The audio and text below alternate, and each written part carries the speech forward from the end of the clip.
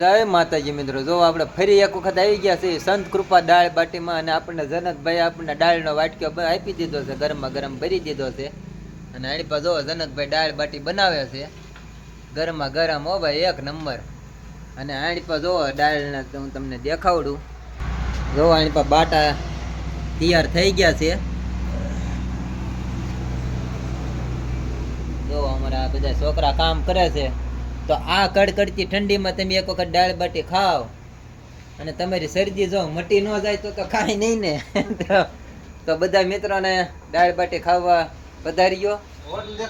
હા, હોટલ જો અહીંયા છે ભાવનગર રાજકોટ હાઈવે રોડ ઉપર. આની પર રોડ છે જો.